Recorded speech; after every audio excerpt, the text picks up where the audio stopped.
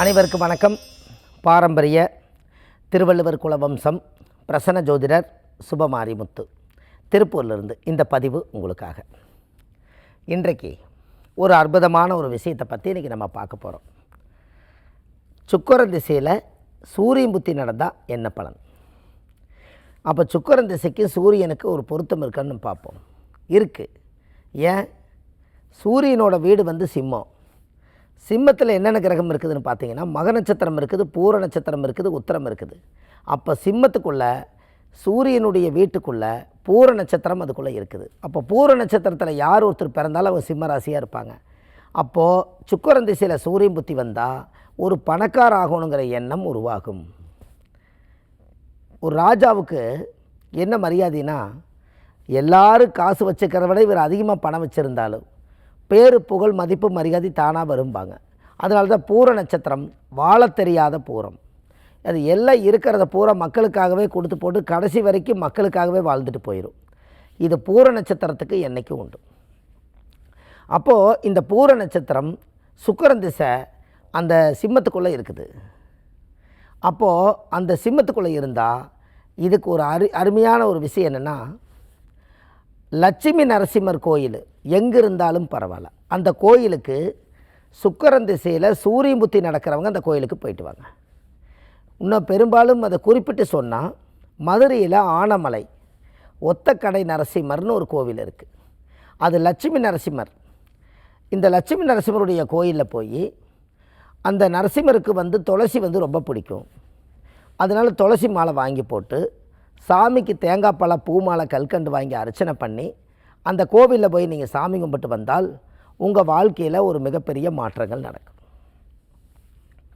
அப்போ இது ஜாதகத்தில் நம்ம தெரிஞ்சுக்க வேண்டியது, அப்போ இந்த லட்சுமி நரசிம்மருடைய ஆதிக்கம் ஜாதகத்தில் முழு பவரை கொடுக்கும். இதில் மெயினாக பாருங்கள், அந்த பெருமாள் லட்சுமி நரசிம்மர் பெருமாள் இந்த லட்சுமியை மடியிலேயே கையில் வச்சுக்கிறனால நரசிம்மருக்கு ஒரு கௌரவமே என்னென்னா அந்த லட்சுமி அம்மா இருக்கிறதுனால தான். அப்போ அங்கே லட்சுமி என்பது பணக்கார தேவதை போய் மடியில் உட்காந்து, இன்றைக்கி பெருமாளுடைய பக்கத்தில் லட்சுமி காலிலேயே உட்காந்துருக்குது. லட்சுமி தாயார் இவங்க எல்லாருமே செல்வத்துக்கு அதிபதியானவங்க. பெண்கள் எல்லாமே சுக்கிரன் தான். அவங்க எல்லாருமே ஏன் கல்யாணமானால் நீங்கள் நல்லா இருப்பீங்கன்னு சொல்கிறது காரணமே, ஒரு ஆண் இடத்துல ஒரு பெண் இணையும் போது இந்த சுக்கிரனுங்கிறத ஒரு பெண், அந்த சுக்கிரன் வீட்டுக்குள்ளே வந்தால் அந்த வீட்டுக்குள்ளே மகாலட்சுமி இனிமேல் எல்லாத்தையும் ஒரு மாற்றத்தை பண்ணுங்கிறக்காகத்தான் அந்த காலத்தில் சுக்கிரனை பெண்ணுன்னு வச்சாங்க, சூரியனை ஆணுன்னு வச்சாங்க. அப்போ இந்த சூரியனும் சுக்கிரனும் சேர்ந்தால் ஒரு ஆண் பெண் திருமணமானாலும் அவங்க வாழ்க்கையில் அசுர வளர்ச்சி வருமா. இது எல்லாமே மக்கள் அந்த காலத்தில் நிதானமாக செயல்பட்டுருக்காங்க. அதனால தான் பெண்கள் ஒரு வீட்டில் பிறந்துட்டால் மகாலட்சுமி பிறந்திருக்குது, தாயார் பிறந்திருக்குதுன்னு சொல்லுவாங்க. இப்போ பெண் குழந்தை பிறந்திருக்குன்னு சொல்ல மாட்டாங்க. ஆதி காலத்தில் நீங்கள் போய் பார்த்தீங்கன்னா என்ன குழந்தை பிறந்திருக்குன்னா தாய் பிறந்திருக்குதுன்னு சொல்லுவாங்க. ஏன்னா அது என்ன பிறந்த குழந்தை போய் தாயின்னு சொல்கிறதுன்னா, அது கிடுகிடுகிடுன்னு ஒரு பெண்களுக்கு வயசு வந்துடும், அது மறுபடியும் அது கல்யாணம் வச்சு கொடுத்துருவோம், மறுபடியும் அது ஒரு குழந்தை பெற்றா அது தாய் தானே, அதுக்கு மூலதனமே தாய் பிறந்திருக்குதுன்றவாங்க.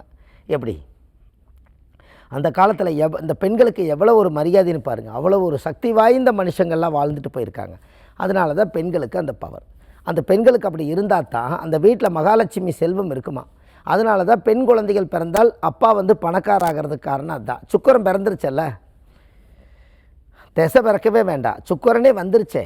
அதனால தான் அவர் நம்ம ஜாதகம் பார்க்க வருவாங்க நிறைய பேர். அந்த ஜாதகத்தில் சில கிரக அமைப்பில் பார்த்தோம்னா 9ஆம் இடம்னு ஒரு இடம் இருக்குது.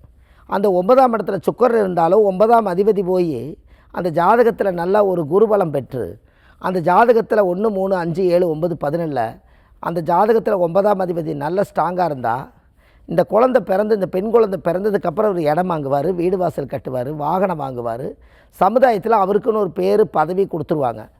அவர் இங்கே ஜாதகம் பார்க்க வரும்போது, ஐயா இந்த குழந்தை பிறந்து அது 25 வருஷம் இருக்கும், இந்த 25 வருஷத்துக்குள்ளே இந்த குழந்தை பிறந்ததுக்கப்புறம் நீங்கள் சொத்து வாங்கினீங்களா, வீடு கட்டுனீங்களா, வாகனம் வாங்கினீங்களா? ஆமாங்க, எனக்கு எல்லாமே என் பெண் குழந்தை பிறந்ததுக்கு அப்புறம் தான் நான் வாழ்க்கையிலேயே முன்னுக்கு வரேன். இதுக்கு முன்னாடி நான் ஒரு சாதாரண மனுஷனாக இருந்தேன், இன்றைக்கி சரித்திரத்தில் இடம் பிடிச்சிருக்கிறேன்னு சொல்லுவார். இதுக்கு எல்லாத்துக்கும் யார் மூலதனம்? எப்போவுமே ஜாதகம் பிறவி யோகம்னு ஒன்று இருக்குது. இடப்பட்ட யோகம் வரணுன்னா ஒரு குழந்தை பிறந்தால் அது இடப்பட்ட யோகம். ஏன்னா இவங்க ஒரு யோகத்தில் 9 கிரகம் இவருக்கு வேலை செய்யும், குழந்தை பிறந்த இன்னொரு 9 கிரகம் வேலை செய்யும். அப்போ 18 கிரகம் வேலை செய்யும்போது இவர் பவர் ஆயிடுவார். எப்படி? அதனால தான் சித்தர்கள் 18 பேர். நாங்கள் அதுக்கெல்லாமே புண்ணியம் பண்ணி வச்சுருக்கணும். இந்த இடவிடாத பேச்சு, ஞானத்தால் பேச்சு, வாழ்க்கையில் எல்லாத்தையும் தெரிஞ்சுக்கக்கூடிய பேச்சு, இப்படியெல்லாம் பேசுவதற்கு முதல் என்ன காரணம்? நம்மளோட மூதாதிகள், நம்ம தாத்தா பாட்டி, பாட்டம் முப்பாட்டம் கொள்ளு பாட்டம் அவங்க ஒரு பேச்சாளராக இருந்திருப்பாங்க. அந்த ஜீனுடைய கனெக்டிட்டு தான் நம்மக்கிட்ட வரும். அதனால தான் இடவிடாத பேச்சு எல்லாமே வர்றதுக்கு காரணம். அப்போ முன்னோர்கள் அந்த காலத்தில் பேச்சால் ஜெயிக்கலாம், வார்த்தையால் ஜெயிக்கலான்னு அந்த காலத்தில் சொல்லியிருக்காங்க. அப்போ இந்த சுக்கிரன் வந்து ஜாதகத்தில் அந்த ஒத்தக்கடை நரசிம்மர் கோயிலுக்கு போயிட்டு வந்தால், சுக்கிரன் திசையில் சூரியன் புத்தி நடக்கிறவங்க அந்த கோயிலுக்கு ஒரு முறை போயிட்டு வாங்க. அப்புறம் பக்கத்தில் ஏதாவது உங்கள் கோயிலில் நரசிம்மர் கோயில் இருந்தால் அந்த கோயிலை போய் விளக்கு போட்டு சாமி கும்பிடுங்க. நாமக்கல்ல நரசிம்மர் கோயில் ஆதி காலத்திலே 4000 5000 வருஷத்துக்கு முன்னாடி ஒரே பாறையில் ஒரே கருங்கல்லில் உருவாக்கப்பட்ட லட்சுமி நரசிம்மர் கோயில் அங்கே இருக்குது. எதுக்காலையா ஆஞ்சநேயர் கோயில் இருக்குது. அங்கேயும் ஒரு முறை வாழ்க்கையில் போயிட்டு வாங்க. இந்த சுக்கிரன் திசையில் சூரியன் புத்தி நடந்தால் பேரு புகழ் மதிப்பு மரியாதை இது எல்லாமே கூடி வரும். ஜாதகத்தில் இப்பேற்பட்ட யோகங்கள் வந்து ஒரு நல்ல பவராக இருப்பதனால, அந்த ஜாதகத்துக்கு நல்ல ஒரு சிறப்பம்சம் இருப்பதனால வாழ்க்கையில் எவ்வளவோ காரியங்களை எல்லாம் சாதிக்க பிறந்தவர்கள் நீங்கள். உங்களுக்கு ஒன்று தெரியுமா?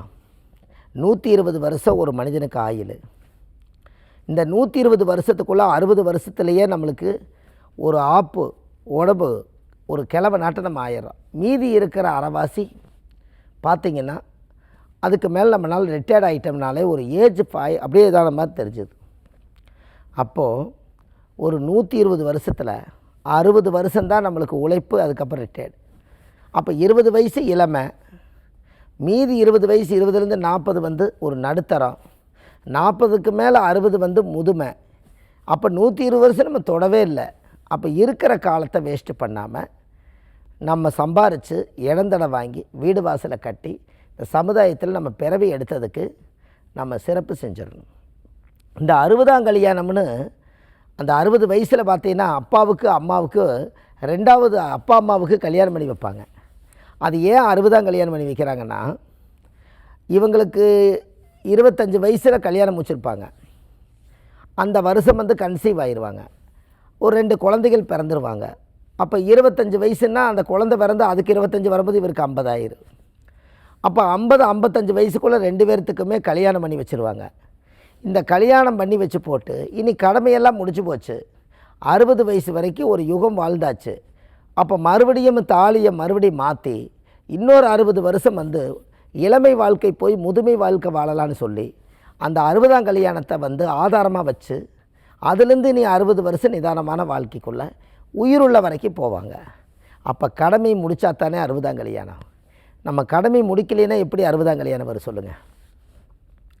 அந்த காலத்தில் இந்த 60 எங்கே கொண்டு போய் வச்சாங்கன்னா 60 வருஷத்தை 60ன்னு வச்சாங்க. அந்த 60 வருஷம் என்னன்னு உங்களுக்கு தெரியுமா? பிரபா, விபா, சுக்கிலா, பிரமோதுதா, பிரமோஸ்வத்தி, ஆங்கிரசி, ஸ்ரீமுகா, பவா, யுவா, தாது, ஈஸ்வர, வெகுதான்யம், பிரமாதி, விக்ரமா, விசு, சித்திரபானு, சுபானு, தாரண, பார்த்திப, வியா 20. சர்வஜித்து, சர்வதாரி, விரோதி, விக்கிரதி, கரா, நந்தன, விஜயா, ஜயா, மன்மத, துன்மிகி, கேர்விளம்பி, விளம்பி, விகாரி, சார்வரி, பிளவ, சுபகரு, சோபகரு, குரோதி, விசுவாசு, பரவவ 40. பிளவங்க, கீழக, சௌமிய, சாதாரண, விரோதிகரு, பரிதாபி, பிரமச்ச, ஆனந்த, ராஜஸ், நல, பிங்கள, காளைத்தி, சித்தாத்தி, ரௌதிரி, துன்மதி, துந்துபி, ருத்தக, ரத்தச்ச, குரோதன, அச்சயா. இந்த 60 வருஷத்தை தான் அந்த காலத்தில் 60ன்னு சொல்லி வச்சுக்கிறாங்க. மறுபடியும் 60 வருஷம் வரணுன்னா ஒரு கல்யாணத்தை பண்ணிவிட்டு மறுபடியும் 60 வருஷம் வரணும். இது எல்லாமே பாருங்கள், இந்த ஆதிகால பரிகார புத்தகத்தில் கொடுத்துருக்கேன். இந்த புத்தகமே ஒரு A4 சைஸு 1736 பரிகாரங்கள் கொண்ட மிகப்பெரிய புத்தகம். இந்த புத்தகமே ஜாதகத்தில் பார்த்திங்கன்னா ஒரு பொக்கிஷமாக இருக்குது. இந்த புத்தகத்தினால் ஒரு மனுஷனுங்களுக்கு எல்லா விஷயத்தையும் எளிய முறையில் தெரிஞ்சுக்கலாம்னு இந்த ஆதிகால பரிகாரத்தை உருவாக்கியிருக்கேன். கீழே போயிட்டு இருக்கிற நம்பருக்கு கால் பண்ணிங்கன்னா, கீழே போயிட்டுருக்கக்கூடிய நம்பருக்கு கால் பண்ணிங்கன்னா இது 2 நாளில் ஆன்லைன்லேயே இது கிடச்சிரும்.